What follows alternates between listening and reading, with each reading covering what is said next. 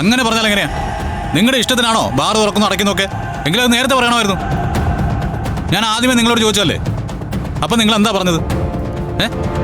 എന്നിട്ട് ഇപ്പൊ ഇങ്ങനെ പറഞ്ഞ എങ്ങനെയാ? സർ അത് വേണ്ട, എനിക്കൊന്നും കേൾക്കണ്ട. പറ്റില്ല. റൈറ്റ് നൗ എനിക്ക് മദ്യം കിട്ടിയേ പറ്റൂ. ആ സർ പ്ലീസ്, ബാർ ഓപ്പൺ ആവാൻ ഇനി സമയമുണ്ട്. അതുകൂടി കഴിഞ്ഞേ പറ്റൂ.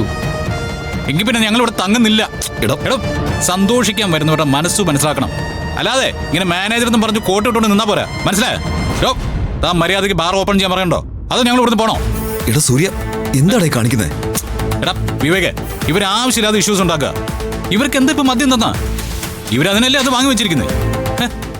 സർ, ഞങ്ങൾക്ക് ഞങ്ങളുടേതായ ഒരു സിസ്റ്റം ഉണ്ടല്ലോ സർ. അതിനെ മറികടന്ന് ഒന്നും ചെയ്യാൻ പറ്റില്ല സർ. ഓ, റിസോർട്ട് ഭരണഘടന അനുസരിച്ച് കൃത്യമായിട്ട് നടത്തുന്ന സ്ഥാപനമാണല്ലോ ഇത്. എടോ, ഞാൻ ആരാണെന്ന് തനിക്കറിയില്ല. ഈ റിസോർട്ടിന്റെ പേരിൽ ഞാൻ ഒരു കംപ്ലൈന്റ് രജിസ്റ്റർ ചെയ്താ അതിന്റെ പിന്നാലെ നടന്ന് നിങ്ങൾ ഒരുപാട് ബുദ്ധിമുട്ടുവേ. ആ എന്റെ സൂര്യ, വെറുതെ എങ്ങനെയാണെന്ന് വഴക്കൂടല്ലേ? വിവേക്, ഞാൻ ഒരു കുപ്പി മദ്യം ചോദിച്ചുള്ളൂ, അതിനാണ് ഇവരിങ്ങനെ കിടന്ന്. സർ 12 മണിക്ക് ബാർ ഓപ്പൺ ആവും. അതെ, എടുത്തു വെച്ച് എല്ലാവരും കൂടെ അങ്ങോട്ട് കുടിച്ചോ. അവന്റെ ഒരു ഓപ്പണിങ്.